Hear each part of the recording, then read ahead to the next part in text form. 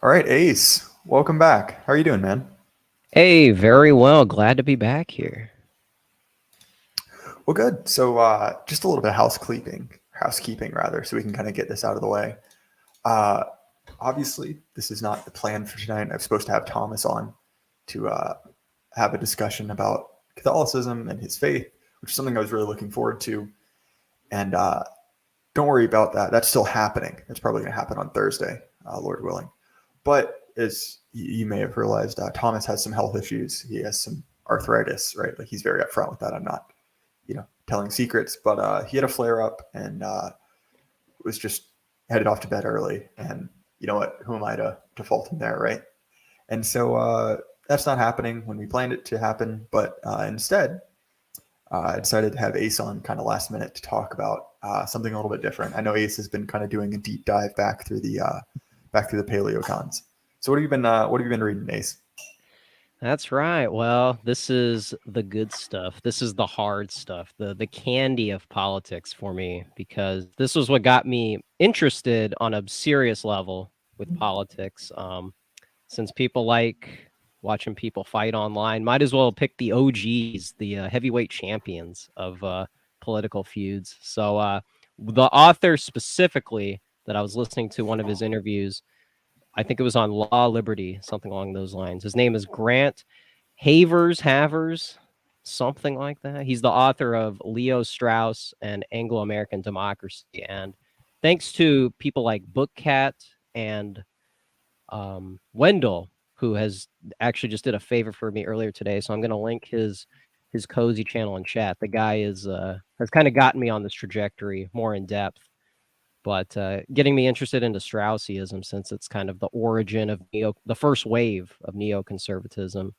And it doesn't really seem to get a lot of publicity because it's a little esoteric. It's a little odd, but we are more intimate with the second wave, which gave us people like George W. Bush and some of the neocons that gatekept a lot of the people that I'd rather support, which is the paleo conservatives. And so that relationship between factions of the right and as Grant talks about, liberal democracy, those two things are connected.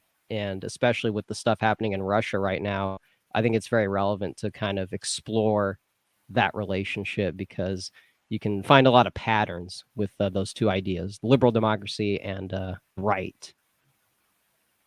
Well, it's interesting. So and I don't want to completely cut you off here, but that pattern of kind of the right policing the right has happened several times, right? Like it happened with a lot of the libertarian guys, right? Like I'm not going to say I'm the most well read on that tradition, but that is kind of where I came from, And so like uh, Rothbard himself kind of got purged, and I actually didn't realize it that the people who did that purging are still kind of around and still relevant. Like I didn't realize it was Dinesh D'Souza, that finally kicked Sam Francis to the curb, which is crazy, right? Because he's, his documentary or whatever, is it 2000 Mules? I can't remember. I wasn't particularly Yes. interested in it. Yes. But the point is, like, he's still very much a relevant, a relevant figure. That's right. And it's funny you mention him specifically, because a lot of people my age are very gullible to seeing him on Twitter or hearing his name and thinking that he's this intellectual. He's one of these pop politics authors, which I was talking to a recent friend of mine who was just laughing about the fact that a lot of those books are not written by them. They're ghost written. There's a specific Breitbart writer, I think Alu Bak, I can't pronounce his name, but he was close with Milo. And apparently I found out recently he ghost writ a lot of the Steve Bannon projects. And so stuff like that, finding out about those networks was always very interesting. That was kind of gossip tier stuff that I thought people should know about. And the Sam Francis thing specifically, that's what kind of opened my eyes, because it leads to a lot of things like, what is American Renaissance and what is Sousa's role in relation to Sam Francis? Why are these two people that the left views as the same? Why are they on opposing ends of the spectrum? Because we only see things in a sort of left-right controlled op perspective. And so I like to check out people like Buchanan and some of the people that, like you said, Murray Rothbard. That's a great example because it seems like, especially now, people don't really check him out. I remember Charlemagne gave him a shout out because that's really how you understand right-wing populism and check out other would-be cool writers, but they got that, libertarian label attached to them, so people don't probably check it out. And so it's too bad. There's a lot of stuff there. Well, and to me, the thing with Rothbard is, right, and I'm no Rothbard scholar. I've read a lot of his essays, but I haven't read a lot of his long form stuff. But if you're in the libertarian circles, like I was for a time, people always talk about, oh, 90s Rothbard. So him at the end of his career as like, if that's like he went crazy. But the problem is he didn't go crazy. He just kind of thought through his ideas, and realized that a lot of the thing that became the modern libertarian movement just wasn't functional, wasn't sustainable, and wasn't in any way productive. So it's kind of like a lot of the criticism that gets labeled at him and labeled at his followers. It's like it. I mean, it would be as odd as saying like, okay, well, look at what many of us thought, 3 years ago, and if you met us then and then just used that as kind of like, well, that's what that person really thought. Like infamously, like a Prudentialist talks about how he was like an Ayn Rand guy, and the idea of describing him as an objectivist now is absurd, in much the same way that when people talk about Rothbard, it's such a massive shift, even in his own thought, that it's kind of hard to describe honestly. So for instance, right, like Radlib and Turnip did a great stream on I think the book is something like equality is like a crime against egalitarianism is a revolt against nature. Wow, I got every single word wrong in that title. Thank you for correcting me. This is slightly off topic, but there was one of those like high IQ midwit, genius memes, right, where it shows the bell curve. Mm-hmm. And of course the guy in the middle is saying like, oh, chapter and verse. And then the guys on each side are saying like, well, it's in there somewhere. And that's pretty much my my tactic towards media. But anyway, that's off topic. So you were saying, Ace. Yes. With Rothbard, it's so interesting because even back in the 60s, they thought he was too radical. And this was, I think it might be a slight misinterpretation that the 90s that's when he got red pilled, because that book that you just said, Egalitarianism, Revolt Against Nature, he is dropping a lot of culturally conservative talking points that, I'm not well read on other libertarians from that time. I know that Ayn Rand kind of attracted those types, but I'm not sure exactly what they thought about all those issues. So Rothbard did seem to be flirting with that stuff pretty early on. And it's funny that even back then, even if it was just flirting with it, that was seen as too far. And even as you said, the infamous Russian broad Ayn Rand, she even her stuff, which as we know is bogus now, that was seen as also a radical political belief, even though it's just bad sci-fi tier ideology. But it's just funny that back then our whole perspective of politics is just whatever gets gatekept, like filtered just for us. And so kind of exploring some of those people that were blacklisted, it should really that should be one of the red pills that shows you that this left-right dichotomy is it's all made up by the DC apparatus. It's all theater for the malleable masses. And so it's Well, I mean, yeah. I really couldn't agree more. And it's something also like, and you see this right with the recent action that the Republicans have taken on gun stuff, right? Where essentially like their function is to basically act as like the back end of the Overton window, and once they have like put their stake in the ground, you can't go any further than that.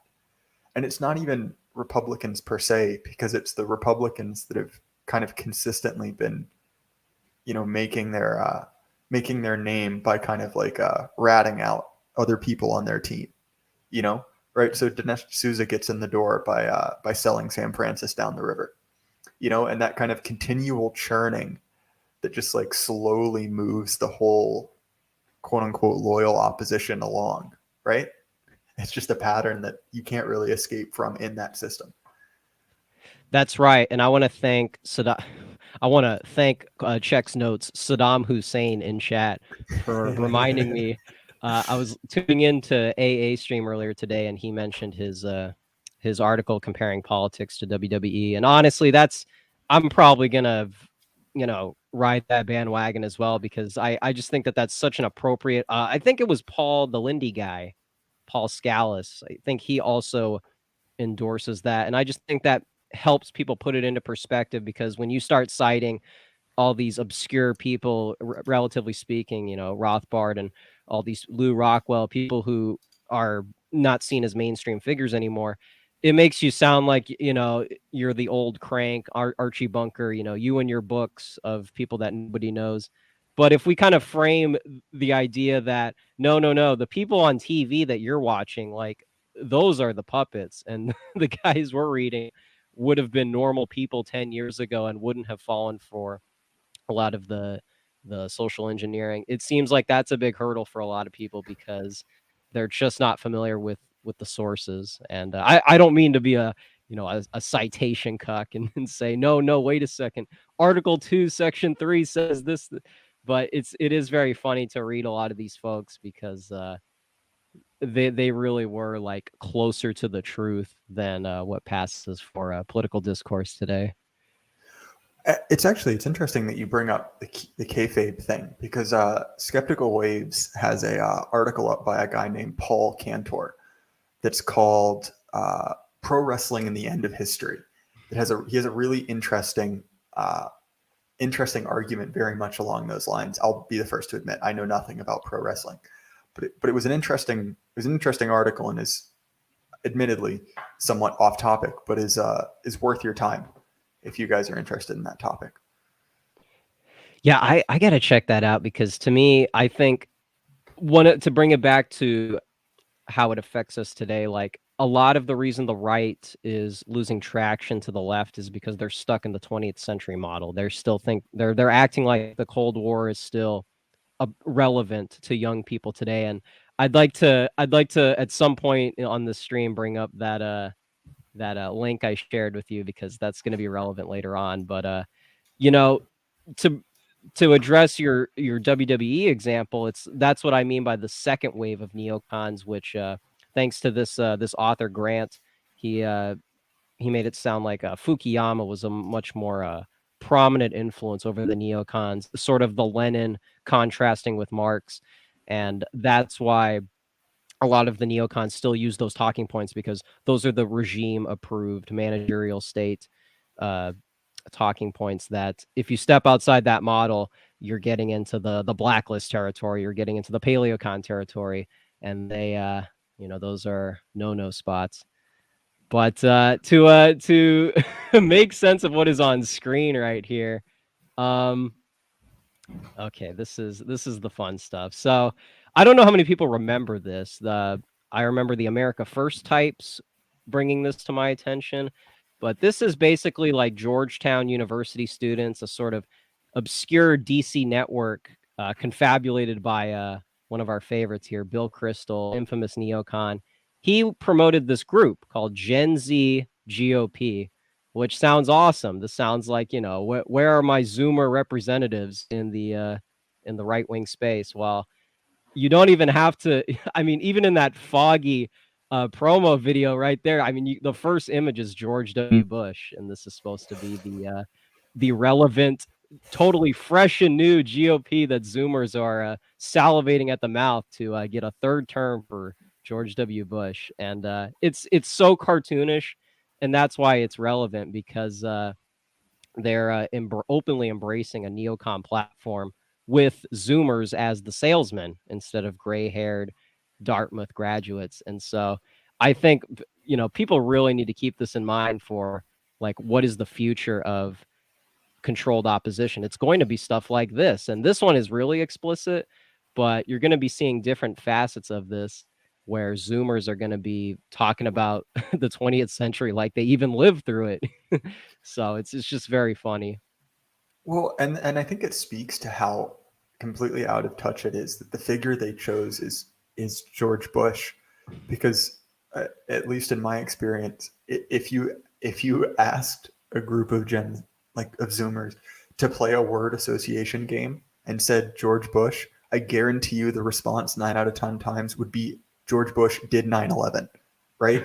Like that meme is so deeply buried in, like I don't know if you've seen the Reddit post where it's like the the millennial who shows up to his first day of work as a school teacher and is shocked that most of the kids think 9/11 is fake.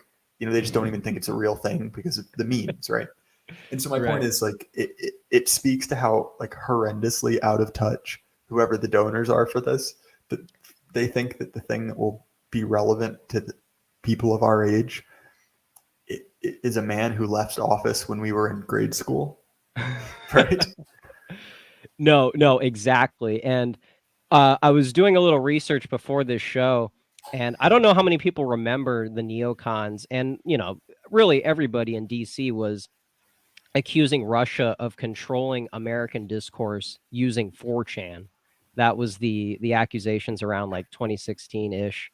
The troll farms, the cyber attacks, election integrity, all share the same theme of protecting liberal democracy. Because at that time, I wasn't aware of this at the time, but the foreign influence is a clever way to keep people speaking in defense in favor of democracy, because from the neocons perspective, that is their religion. That's the way that they defend the managerial state. And they talk about Vladimir Putin being the mastermind of Brexit because Brexit equals breaking up NATO. And they say Putin is backing Trump because Trump equals break up NATO. Britain leaving the EU competes against the Atlantic Alliance. So it's very subversive how that dynamic is at play, and is sort of a helpful way to make sense of the pro-democracy versus anti-democracy that you see in our online circles. So this is a slight digression, but I've been reading Pop Fascism by Jonathan Bowden, and his essay on Solomon Kane, the the old pulp character, is actually really interesting, because a large part of it is a digression on, I guess, like the Protestant character of America, and then also the Protestant character of the American right, which is not particularly relevant except for the part that he talks about kind of the legacy of the Know Nothings, who were graded on the scale of American history fairly far right. But the odd thing is that the kind of like stereotypical quote unquote far right that we're shown in culture is this like incredibly jingoistic, bomb them into the Stone Age, LeMay type of like the villain in the Iron Giant, right? But at least in America, the tradition is, and this is for all of my problems with the current instantiation, right? America first, right? So it's much more isolationist, and it's interesting to see that like that is, at least when I look back at kind of the legacy of the neocons versus the paleos, right? It really does come out of that, like the end of what we were all told is the exception, right? Like the Cold War, that's the thing that we can't let go. So we're going to have to break rules that we wouldn't normally do because we're in an existential struggle with Ivan. And I think that the Cold Warriors who were honest about it, like Buchanan, he's one of them, kind of looked around and they're like, all right, well, let's dust off our hands. It's time to go back to normal, to be a normal country again, and kind of resume that tradition of, being an inwardly focused country. But turns out that, the military industrial complex is quite a powerful thing, and it's a hell of a drug, right? Right. And that was the lie, to bring it back to Fukuyama. That's what he was selling people on was, we made it in the 90s, even though people frame it in this boring way. That was supposed to be the utopia for the new American century. And yet, like you said, Buchanan was on board, we slayed the dragon. And so now what? Well, like you said, there are invested interests directing the managerial state, and it would make all the sense in the world for everyone in DC to be in sync with the public and say that we're done with the 20th century, we've repealed it, and there's no more boogeyman anymore, and on to the next thing. And it's so fitting that in the late 90s, that's when you get the ascent of Vladimir Putin, who is, it's kind of foreshadowing that dynamic being the new fight for the 21st century. And so it's this self-perpetuating machine of Cold War politics that my generation has never experienced anything outside of that. So it's much harder to convince them. So I don't know. It's so outside their experience. It's like telling a boomer. In some ways, the boomers are some of the worst recipients because they especially are hopped up with those talking points. So it takes a lot of patience, to put it mildly. No, I know what you mean, and it's even like I just looking back at this video, which hopefully I can get to play. There's this thing where you just like it's so odd because like, look, I get it that like when you're kind of resting on your laurels, you get out of touch, but I'm more just confused why these people even have the access to the resources they still do, right? Like I get that there's some kind of like internecine conflict, between the in the Republican Party, but it seems like the world the neocons existed to fit is so far gone, and also just like the problems in our like whatever in the zeitgeist are so far past what they're kind of, I guess, equipped for. I guess maybe you could make the argument that, oh, like Russia, that's a good time for saber rattling and talking about my freedoms, so maybe that's the argument. But I guess I just don't understand. Yeah, in Who Russia, thinks this is a good idea? yeah, I wonder, man, because Russia's perfect. It's literally Cold War redo. So it's like you don't even have to like what is the meme? Like put in a new black chip into a person's brain and program them with new propaganda. No, we'll just use the same chip from the 80s. We'll just do zombie Reaganism, but the bad guy looks slightly different. It's a new Bond villain with different technology. It's Austin Powers with slightly more nonsensical plots. And so that's so funny to imagine that. Yeah, it is an odd situation. And to me, like I feel like it's the true measure of just how completely cucked the left has gotten, right? Like they've and if I didn't despise them so much, I would almost pity them because they've essentially just become everything that they've despised, right? Like, oh, the Right. anti-nuclear, anti-foreign intervention, and then 30 years later, well, they're the ones, talking about, well, maybe it's just a small nuke, right? I don't remember if you remember that article going around, but at least it's a gay nuke, right? Yes. Yeah. The the rainbow coated Predator drone. Yeah, And so, it's the updated meme. That's what. And there's definitely something like a little bit. I don't know. It's a little bit like the monkey's paw, right? Like, oh, they got power and they won, but they didn't get it how they thought they would. It wasn't the beautiful multicultural era of democracy until the end of time, right? Right. But then again, I do dislike these people, so I get a little bit of Schadenfreude from it. Yeah, there you go. I wanted to bring up an example that I think is being a bit neglected nowadays, because I think where some of the coolest stuff is happening is in some of these Twitter spaces. Some of them are cringe, but I was lucky enough to stumble onto one with Nigel Carlsbad, who some people here might know. He had an interesting Twitter space. Oh, you know him? No. I was just asking, should I stop sharing the Bill Crystal tweet now?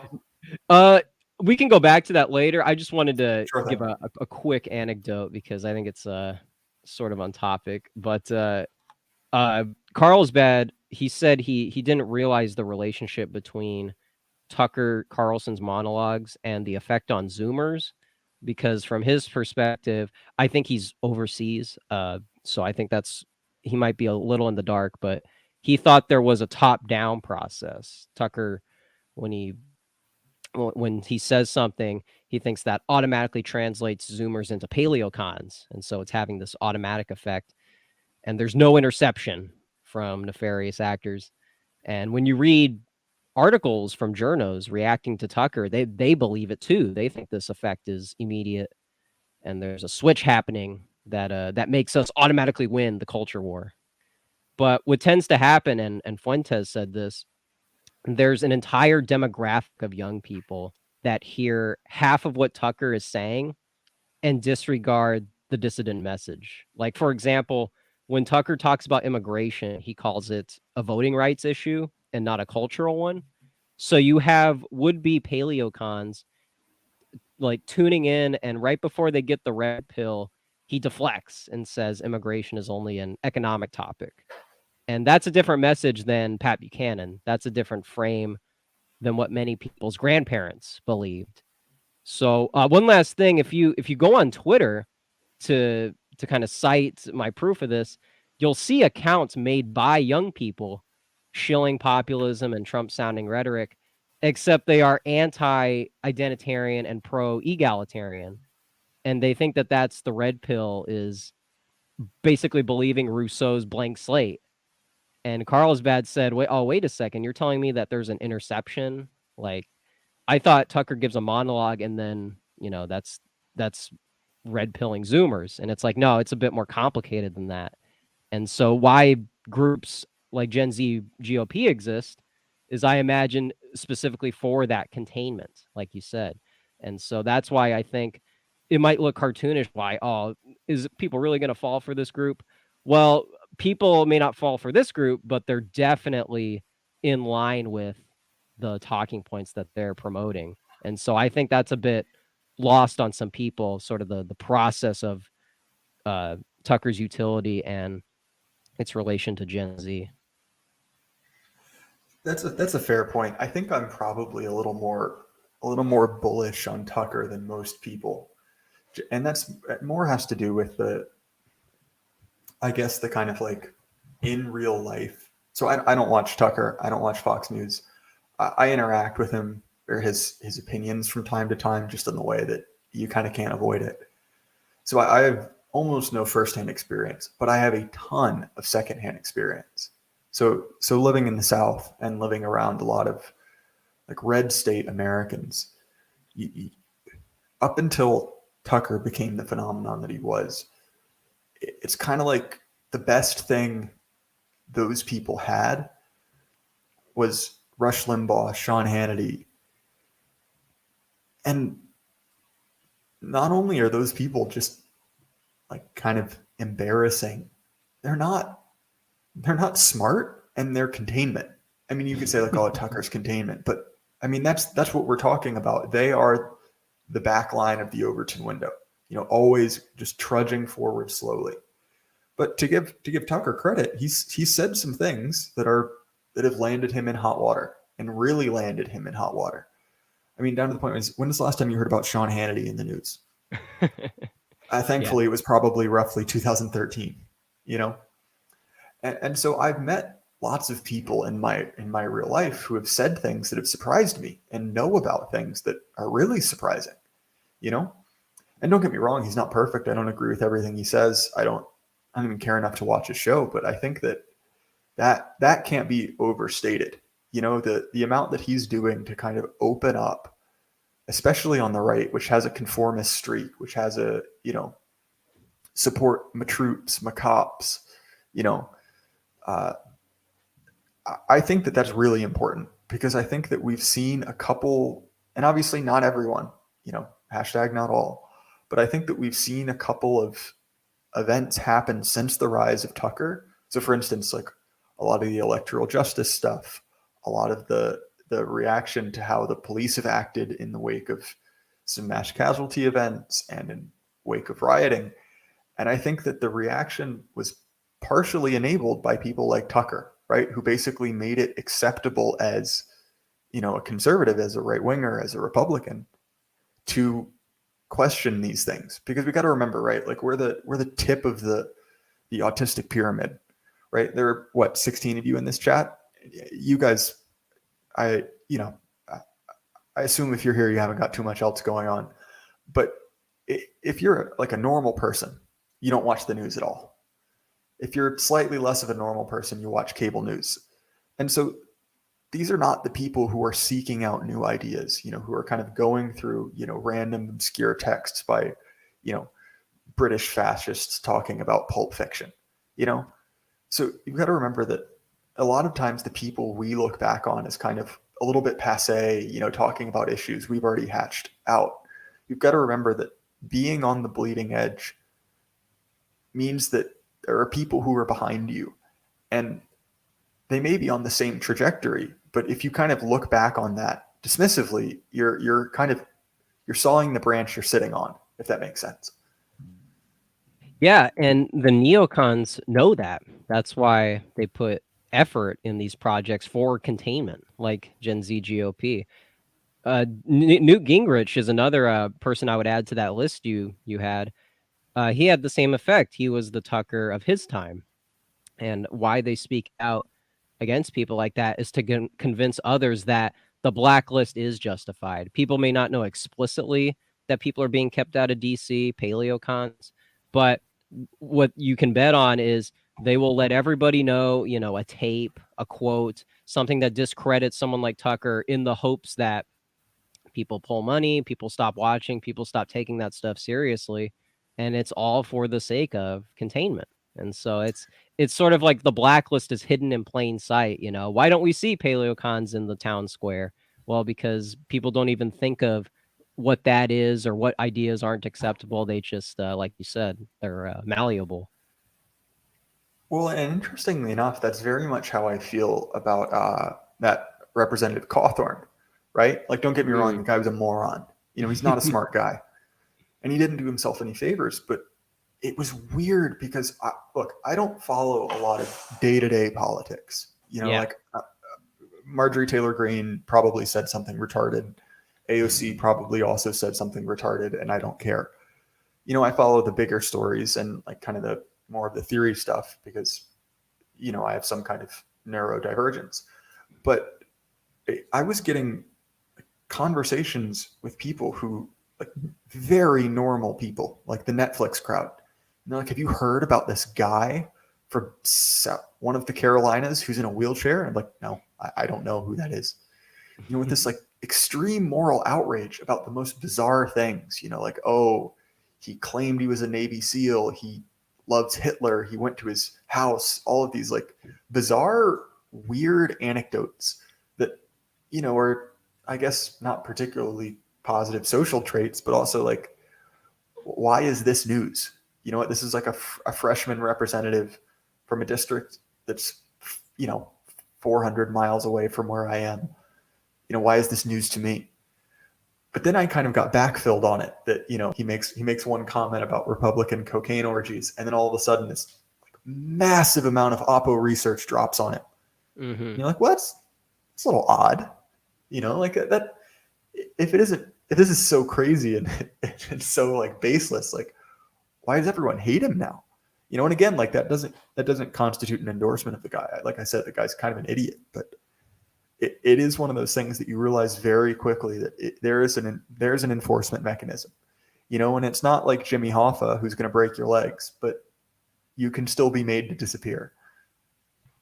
Yeah, exactly. And I just think that aspect is so interesting. The media, it's funny, even these lefties, like people who allegedly listen to Noam Chomsky, they should also be, against this sort of blacklisting, this, mob mentality of, you say something about the elites and then all of a sudden your life gets ruined. Like that is how politics works. It's not at the ballot box. It's not democracy. It is intimidation tactics. It is Jimmy Hoffa in a way. It is very mafia-esque. And maybe that's what happened when the Catholics took over. They sort of brought that Italian spirit into the world of politics. But it is that's the stuff that should make all people's alarm bells go off. I mean, it's trite to bring up Eyes Wide Shut, but that's like literally what's happening in DC. And a guy says like a passing comment about it, and he gets the Hollywood bag man to dispose of him. This man said the thing, and he must be it's the midget in Mulholland Drive, talking through a speaker. This man. I did not know where that was going. Okay, yeah, that I can imagine. That's a bit but yes, it's the managerial. Wait, speaking of midgets, isn't Bill Crystal like 4'6", or am I just making that up? Bill, that's really interesting. I just saw like a full body shot of him. Or is that Kissinger that's that small? It might be Kissinger. He might be the one I'm thinking of. There's an odd prevalence of manlet neocons. Like it's maybe. Not. I can't prove it, but there's something going on there. Yeah, well, the manlets also seem to be the authoritarians. So it's sort of like no matter which flavor you take up, if it's the neocon or if it's the European model, it seems like the manlets have some room to talk in the executive branch. But okay, thank you, Hussein. Yeah, 5 foot, interesting. Yeah, that's pretty funny that these guys can be easily mogged by your average 6'4", Zoomer chat, Giga Chad, Gym Cell could easily just could easily do a T pose on all of the neocons that were, had all the lefties screaming, all the SDS anti-war protesters. You could just easily mog them with. Well, that's one of those things that it's like, it's kind of one of those like dumb, hypothetical questions. Like if you could wrestle one person, who would it be? Like, I'm not exactly a fighter, but I could wipe the floor with Bill Crystal. Like I could just, it'd be like that one panel of Batman where Bane just cracks him over his knee. Hypothetically, of course. Right, in Minecraft. Yeah, no, that face when you show up uninvited to the party at DC. Yeah, you're just when I show up to the Republican cocaine orgy, but I'm not wearing them. I'm wearing a ski mask instead of an Eyes Wide Shut mask. Hypothetically, of course. When you're the only sober person in the room, you sort of have a strategic advantage against a lot of the intoxicated representatives. This is all hypothetical, of course. I would never do anything illegal. This is it's in the metaverse. When we're all voting, when people are voting in the metaverse, this will be a DLC. So this is another complete digression. So growing up in the South and kind of growing up in one of the capital cities of the Bible Belt, obviously I grew up with a lot of Southern Baptist church ladies, including my grandmother, who's very intelligent, but is kind of a stock character if you've been around like churches in America, which is like the boomer wild child who converted in their 30s. I don't know if you know people like that, but it's a stock character to a certain degree.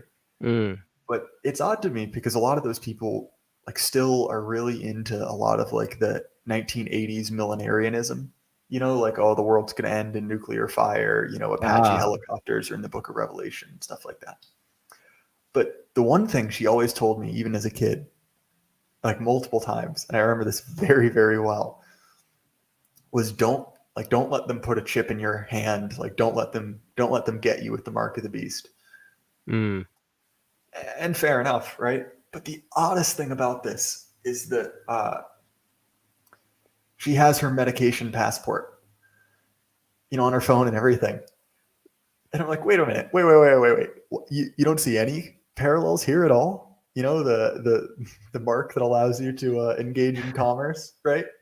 And that was one of those things. Like, don't get me wrong, I love her, but I do just question that part of like the baby boomer psychology, right? Which is simultaneously this like wholehearted belief, right? And like the Antichrist is Obama and all this stuff. Like they're gonna come get you, but also like, hey, the TV doctor said to do it, so we're gonna do it. I'm like, wait a minute, you guys can't have it both ways. Like I'm up for.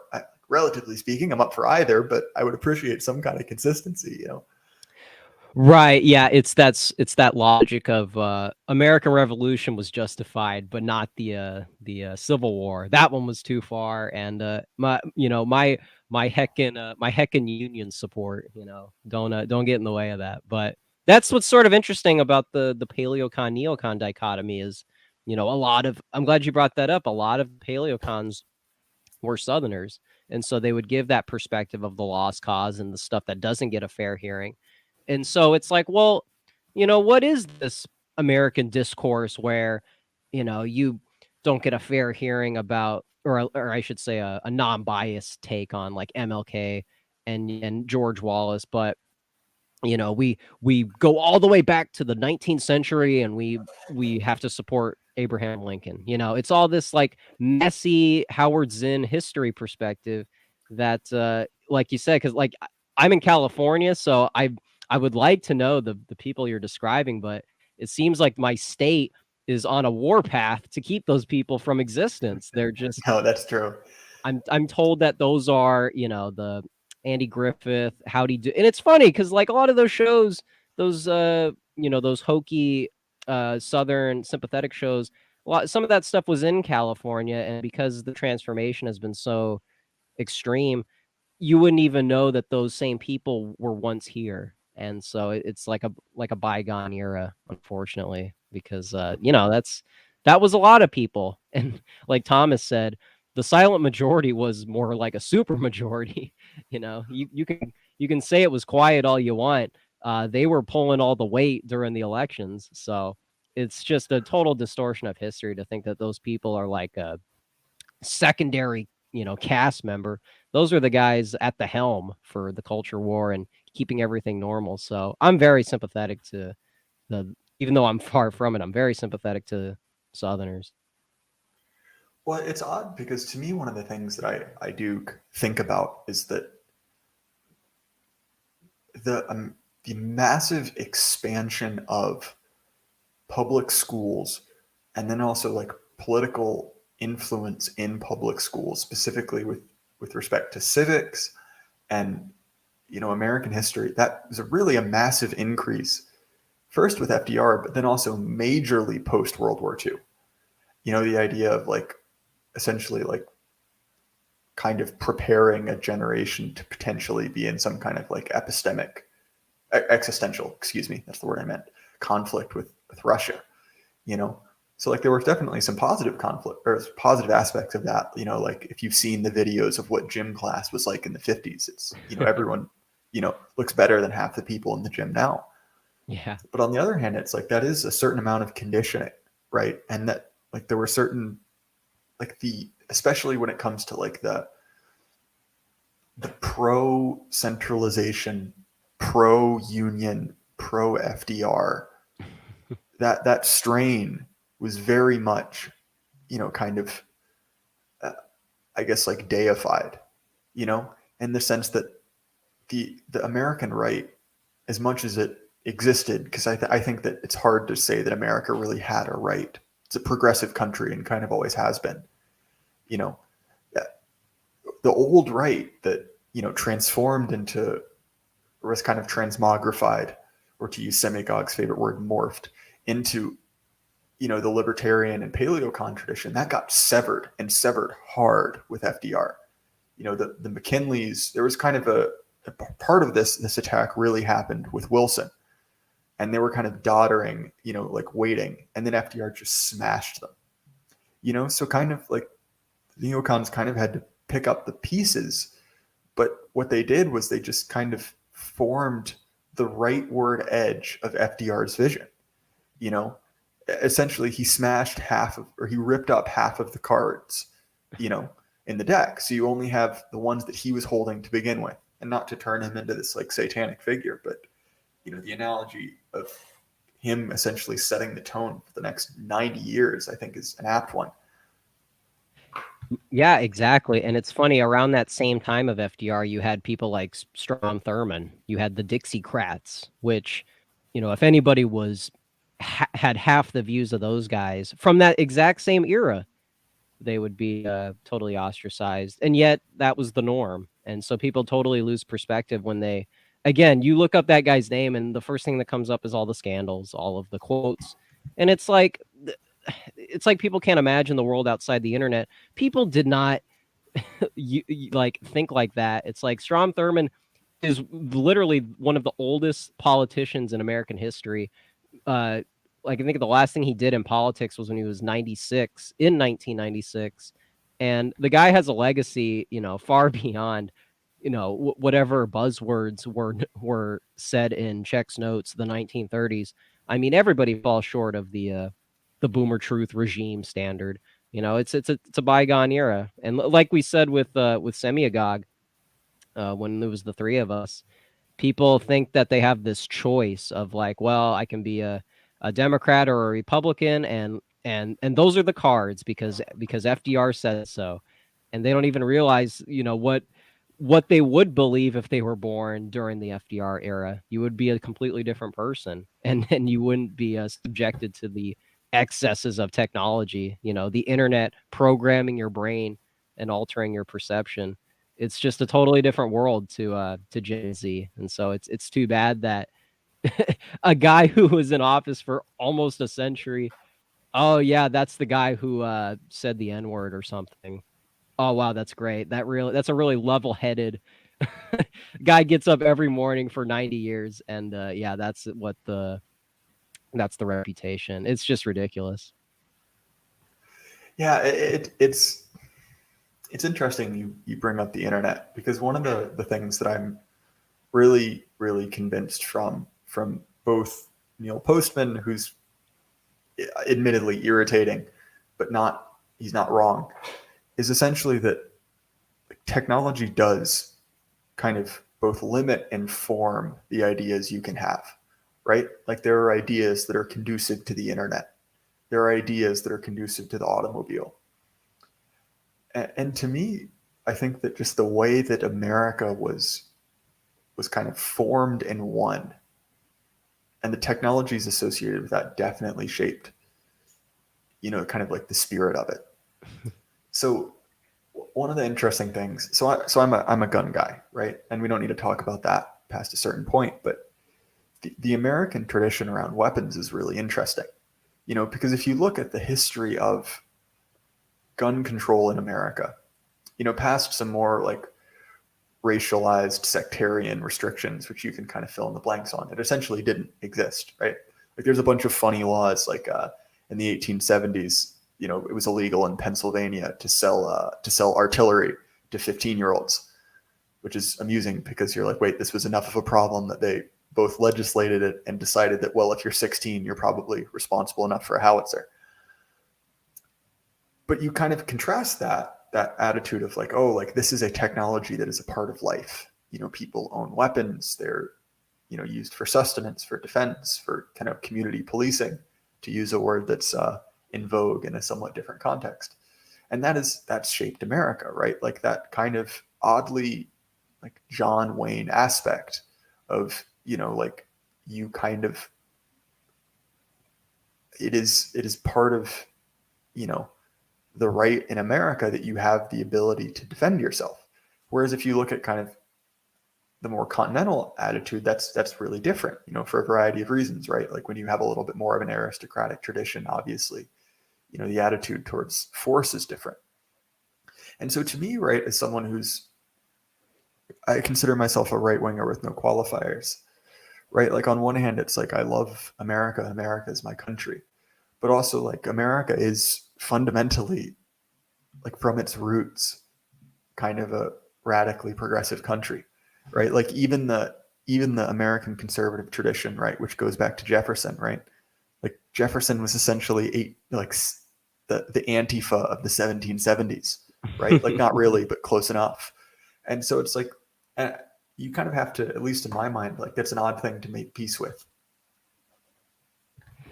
Yeah, no, it's really tough, and it's nuanced too. Like to speak on the time period you're talking about. I mean, American culture, it was common to have, the Elvis Presley archetype, the hick who people like, But then you would have like a Marlon Brando type who was also revered, but he's detached, and so he's a lot more in common with Gen X types. And you have these two people coexisting in the same time period, but we call all of it American. It's all under the umbrella term that people can't even make sense of. Like Russell Kirk wrote for National Review, but I mean, obviously, and people should pull up that guy's quotes. You would never conflate him with like a William F. Buckley or a Bill Kristol type.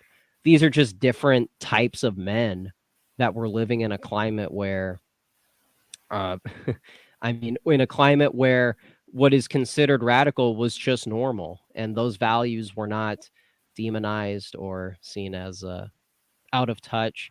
It was just that was America, and the people who define the nation in the post civil rights era, they just don't, they're not interested in those stories. They're not interested in the climate that allows those people to have a cool space to be themselves.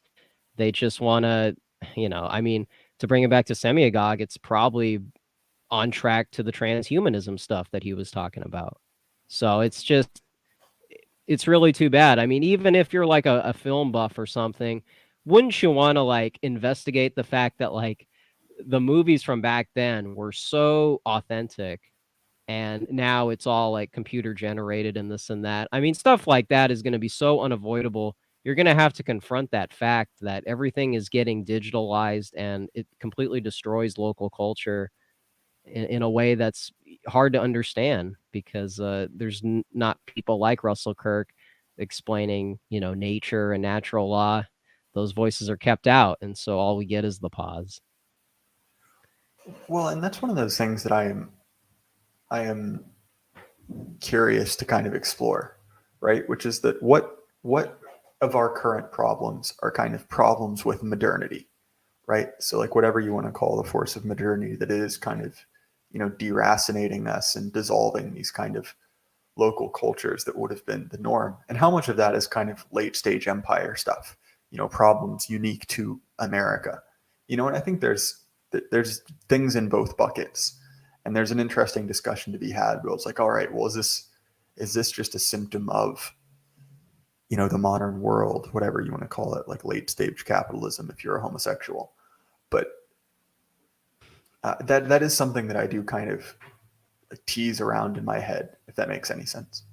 Yeah, that is interesting. Well, it's also very difficult because there's so much overlap. I mean, the fact that all the tech companies, the expansion of technology usually originates in America. It's like, man, it's it's even more evidence of why it seems like America specifically is exacerbating those problems. So, I mean, an issue that, I mean, it's honestly hard to think of an example of that did not, what force of modernity that didn't happen in America that would, yeah, that's why, when people call America the Great Satan, it's like what Uncle Ted was talking about years ago. It's just making these connections of how the climate has shifted with something as I guess this has more in line with Heidegger, but just technology alone explains so much, and you would think Gen Z would be the tech savvy ones to figure it out, but they're the ones most vulnerable to it. So it's really counterintuitive how the digital age, the tech kids, know probably the least about it, which is ironic. Well, in an odd way, I feel like it's kind of like if you accept that kind of like large scale model of, we're kind of all children of the ashes, right? Like none of us grew up in what is like a historically normal civilization. Well, some of us kind of got dumped on the ash heap halfway through, and then some of us have been there the whole time, but kind of based off of, location where you grew up and all that. And it is odd because I say this as a blatant hypocrite. I obviously I'm really concerned about the effect that like technology and especially things like Twitter has on you. And then if you'll check my Twitter profile, I've probably sent out 15 tweets today saying the most rancid, stupid thoughts that popped into my head, you know? So like, look, I'm in the same boat. But that said, like, there's this like kind of poisonous debate tactic, you know, which is that like instantly when someone makes a moral claim, you're a hypocrite, you know. So you see this a lot with people who have objections to things like Pride Month or quote unquote marriage equality, you know, things like that. We're like, oh well, you're secretly gay, you know, like, oh, you're just. The idea is to either pathologize or kind of reflect it back onto the person bringing it up, but there's really no connection there, right? And I think that like people like you and I don't want to put words in your mouth, but people who kind of see the problems in themselves are almost kind of uniquely able to say this is a wider issue, you know. Like to me, like when I'm kind of a deracinated internet addict, right? Like you could say like, oh well, if you recognize the problem, why don't you stop? And I think a good response is, well, it wouldn't be if it was so easy to stop, it wouldn't be a problem, you know. Yeah, that's the thing. And to give a specific example, bringing it back to Rothbard, I wrote recently about pornography is one of the worst examples of something that affects more people than we'd probably like to admit. And the fact that nobody's talking about it, politicians don't make it an issue. To bring this back to like current events, I mean, it's very encouraging to see people like JD Vance even mention it in a passing statement, because an issue like that, not even being among like the top 10 issues for some people, it just speaks to how like out of whack their priorities are, because this is the thing that could prevent a lot of people from reaching salvation. And so if people could just start with the bare minimum, investigating that world and that mindset that draws people to it, people should do a lot of introspection, because like you said, the comebacks are always these trite, oh, well, if it feels good, what's wrong with it? If a lot of people are watching it, if it's a private thing, it's you could, well, even if you could ban it, how would you even do that? It's all this deflection. And first of all, you have to address that it even is a problem. Otherwise, this thing just like goes over people's heads. And so that's another thing linked with technology that affects young people. But that's not in our diet. That's not, people don't think about that as like a political issue. They see that as like recreation. And I hope that a lot of the young people start to realize, especially as you hear these things about like dating being out of whack and consumerism accelerating. Hopefully that stuff starts to come to a head, because it's never too early to talk about stuff like that, the decadent side of technology. Well, and if I can plug a book that you actually turned me on to, Libido Dominandi by E. Michael Jones, is really, really fascinating. I've kind of fallen off on it because it's a massive tome, and I've been getting distracted with other books recently. But in that, he really lays out not only the intellectual history of the sexual revolution, but also the connection between sexual revolution and political revolution, and how very often kind of an opening of conversation on certain sexual topics that were taboo is essentially a Trojan horse to get in new political ideas, right? So just look at the immense amount of turmoil that happened between the decisions on contraception was that 53 or 54? And then what was happening even just 20 years later, right? With Roe and with all of this stuff in the 60s. And it may seem like, oh, well, what's so bad about, this or that individual step along the way, right? But like, you have to realize that it's very, very difficult to kind of arrest progress along that arc. And I realize even in my own life, like I'm not there are some contradictions I will eventually need to work out. But as a firm anti-rationalist, I don't want to think about that. Right. And what's so great about that EMJ book, I mean, looking at porn in that context is just so rare. And so to look at it from a political perspective, it's refreshing, and it also helps us understand things like feminism, things like the psyops that we kind of use as a euphemism for like a lot of things, but that's like a real one that is literally like an operation that is happening in people's heads. And because it you're not going to hear about that in an English class, you're not going to hear about that ironically in a college campus where it's probably more rampant than ever. It's just sort of this background thing, which is really ironic. It's sort of, it reminds me of like when I realized that immigration, all other forms of politics, is sort of derives from immigration. It's like if you don't have a nation, it doesn't matter what the GDP is, that kind of mentality. That's how I feel about pornography. It's like, what does it matter what kind of nation we have if people are, selling their souls to a pretty lady on the screen?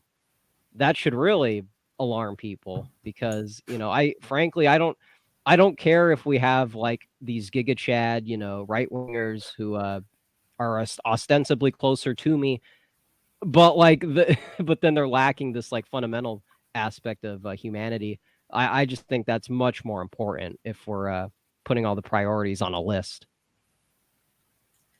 No, I completely agree. And I feel like one of the other things that, if we can broadly define the right wing as being interested in hierarchy, I think one of the other things that we need to admit is a part of hierarchy is social shame and social stigma. And I think that one of the bizarrest pathologies of the liberal mind, right, is the idea that you can fix a problem by destigmatizing it. So like, let's address the stigma around single motherhood. And like, look, like, I get it. Like, if your husband ran out on you, I'm not exactly interested in making you wear, the red A. That seems like a little bit vindictive and probably not helpful. But on the same hand, right, like there are certain things that people will do unless it is shameful to do, and I think that we need to foster that sense of community shame, right? Like, stop being embarrassing, like really stop it. It's not like, have that sense that this isn't just something that doesn't matter. It not only matters, but it reflects negatively on you, and that's something that you should feel bad about. And the point of that, guilt, right? Like, guilt is a natural reaction. The point of guilt isn't to drive you to despair, right? Like, the point isn't to end at all, right? That's stupid. The point is to make you change. And so, like, if there's something that you feel guilty about, there's a good reason that you feel guilty for something that you should feel guilty about, as dumb as that sounds, right? And so much of like our modern culture, and this is again what what EMJ gets into, is the idea that like, oh, well, just go to therapy, like essentially medicalize your guilt and then excuse it, right? And that's essentially what a lot of therapy is. It's like, oh, well, I feel bad, I feel depressed. It's like, well, have you ever thought that you deserve it?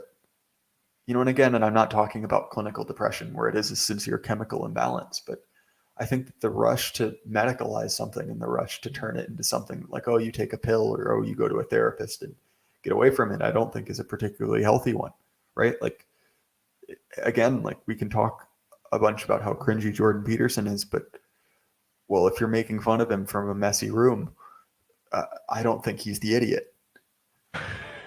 Yeah, you got to check if like your room is messy to drive that analogy home.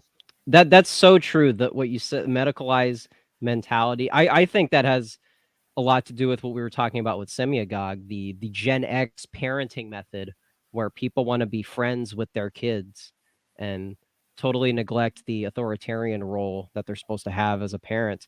That's the whole thing with that, the thing about choice. And if things go wrong, I would rather lose as the nice guy to bring it back to the paleocon.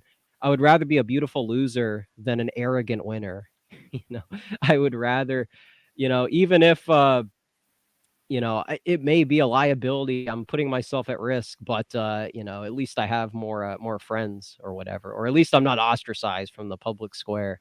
It's so unfortunate. And what you were saying about people feeling the shame, shame used as a utility, we often view it in a negative sense, but shame it's kind of like God's way of telling you morality. It's like one of the things that makes you so hesitant about things is because even if you can't articulate it, there is something there that drives you away from the bad. So no, you're right. Yeah, and again, like my point is not that just trust your gut, because obviously, doing what feels good or avoiding what feels bad isn't a universal tonic, right? But I would argue that there is a difference between that kind of feeling of like a moral revulsion and guilt and like, oh, I don't want to get up in the morning. So like again, like I don't want to sound overly simplistic, but Exactly. so we have gotten so far afield from what from what I think we were originally supposed to discuss. No, I mean, honestly, it's kind of on topic because the neocons want us to talk about tech. They want us to talk about war and looking at everything from this mechanical point of view. Paleocons are talking about porn. They're talking about religion. They're talking about virtue ethics. I mean, that stuff is much more fundamental, and these neocons have no problem sending people to war because to them it's numbers. And so it may sound non-political to talk about the porn question, but I mean that is much more effective on a society than whatever current events, whatever policy issue people in the House or Senate are discussing. I mean, like you said earlier, this is all theater. And meanwhile, we have people that are hooked on these, erotic videos. It's should be at the front of people's minds. Well, and I recognize that there is kind of a non-productive amount of puritanism, right? So like you know what I mean, right? Like if you're going around, beating down the door of, someone who kind of followed the 1950s rule and maybe slept with their fiance one or two times, admittedly, like in my personal morality, that's wrong. That's not something I've done, but like, maybe that's not the use for the right-wing friend squads. But I think that it's also fair to say that like these are like very real problems, and they're things that are rotting out people in our community. And like, look, like I don't think that this is the amount of issues we are having. I don't think they're one generational problems, right? Like we're not going to fix them by the time we're 30, any of them, And so it's like, okay, well, if you have that perspective, it's like, well, what are you planning for? Well, you're probably going to have a Gen 2 or a Gen 3, with people with maybe not our, but close enough to our ideas. And it's like, all right, well, what does that mean?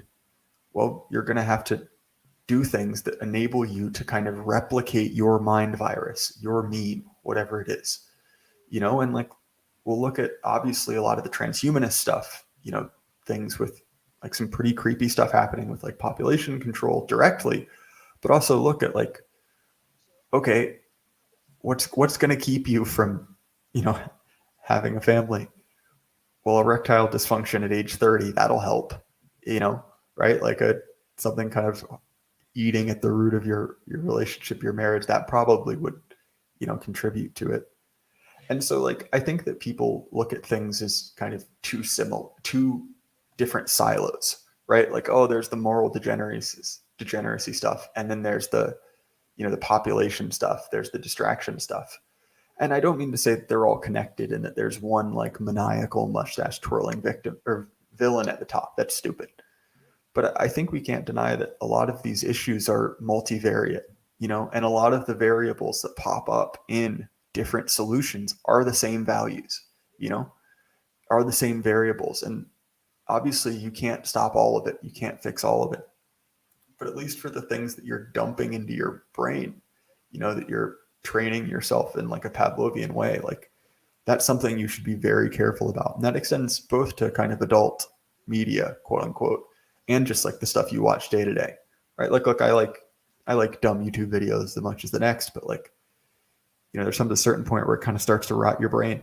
Like your parents were right, and obviously like, look, like video games are largely harmless, but maybe if you're just like inundating yourself with like useless hot tub streams, it's maybe time to touch grass. Yeah, the time dump is what can be harmful. So no, it is true what our parents said. That impulse to kind of be lazy. There's a lot of incentives to do that. So it's going to take a lot of willpower to walk away. So do you have anything more to say about the neocons question? I'm curious. I actually want to learn more. You know more about that than I do. Yeah, I mean, they wrote a lot about it. So but it's just I think a lot of people are in the know. It's just obviously if you're a Christian, there's also another religious angle to the neocons that makes it especially anyways. But yeah, I would just really encourage people to check out Sam Francis. A lot of his stuff is on VDare, and a lot of that stuff, it seems like people neglect. I was just thinking the other day, people in the AA sphere, they're reading so many books, they're really getting caught up, and one of the subgenres in that consumption is the paleocon stuff. Russell Kirk, a lot of these Christian writers are very relevant, and I think can also be a more legitimate way of expressing a lot of this like European conservative ideals that may sound kind of funky to an American audience. I think about a lot, people get wrapped up in like Nietzsche, Thomas Carlyle, Jonathan Bowden, and I these guys. My point is, a lot of that stuff is so foreign to the American diet. It is so left field that, I mean, if a person struggles to pronounce it properly, it's just one of those things that's kind of a bad first impression. So I think a lot of the paleocon stuff is a nice like entry point for people to step outside of the God forbid if they're reading Dinesh D'Souza books, if they're reading his tweets and thinking that he's some person to be listened to. A lot of these relatively recent people in America are a lot more closer to the trajectory we're on than some of these, than people like Evola and all this other stuff. So I just think people really overdose on some European philosophers. I have a lot more of an intimate connection with the paleocons, so that's why I show it. So it's this you reminding me of Dinesh D'Souza just jostled an anecdote loose from my brain. So like I said, kind of growing up in one of the in the heart of the Bible Belt, I think we only have 2 theaters in my town, one of which is like a regular theater, the other one which shows like movies like pretty far after they've left the main theaters for kind of a discount. And so the main one in the mall, it actually shows every time Dinesh D'Souza comes up with a movie, it'll show like a feature in my hometown. So like all the kind of like, not only him, but a lot of like kind of crazy, a lot of like crazy BoomerCon movies, about like Obama, like, I said it before, like Obama being the Antichrist, but it'll be like right next to Star Wars Episode 7, Obama stole my lunch money, and then Trolls 2, all like right next to each other, which is just a funny thing, right? Like even growing up here, I recognize that's kind of an odd thing. That's a very Blade Runner-esque image. The idea that the fluorescent lights, the LED shining down on you, all these buildings provocatively staring at you, and then you just get Dinesh D'Souza's fat face looking down at you while you have your popcorn, you have your Star Wars ticket ready to go. Yeah, that's a pretty decent way to describe it, all things considered. Yeah, I don't want to see a lot of DC people when I go to the theaters. I see those two as very opposites. You've just given me a very very amusing image, right? Of you know of Ryan Gosling talking to a scantily clad pink hologram of Dinesh D'Souza, and Oh no. that's something I Oh. might have to make in Photoshop. Oh man, no, I'm with you. I'm seeing it now. Unfortunately, I don't know what I've created here. This is too far. This is you know, a teaser from the Barbie movie. This will have to make a spot in. But I actually thought that was a joke. I didn't know that was real. I really thought that I had just seen a series of extremely surreal memes. yeah, dude. Hey, we're shilling that movie, okay? It's the current thing. Next year, I don't want to see any counter signaling for our guy in Hollywood. So yeah, it's the year of the Ken doll. That's right. It is the year, the century of the Ken doll. 21st century. We're repealing the 20th with war and neocons, replacing it with Gosling. You may talk about your gender reassignment surgery, but I talk about becoming Ryan Gosling as a Ken doll. He literally is me. That is true. That is true. It's talk about American identity. It doesn't get more. Become who you are was a euphemism for Ryan Gosling. For what is it? I forget his name. Someone in chat. What was his name? And it was one word. I think it started with a J. Ironically, but yeah, really. All right, man. So, do you have any plugs to get out of the way before we wrap this thing up? Yes. My Substack, which I am neglecting. I say that every time. You can find me at Twitter at Aaron Ryder AC. You can find me on YouTube at LoudSoundEpicenter, and you can find me at Twitter at Aaron Ryder AC, and LoudSoundEpicenter on YouTube. So yeah, I think that sums it up. All right. So, like I said at the start of the stream, Thomas will be on the 23rd. I'll know more about the time later. And at the urging of Oro's post, I have finally sold out. So if you'd like to buy me a coffee, I would really appreciate it.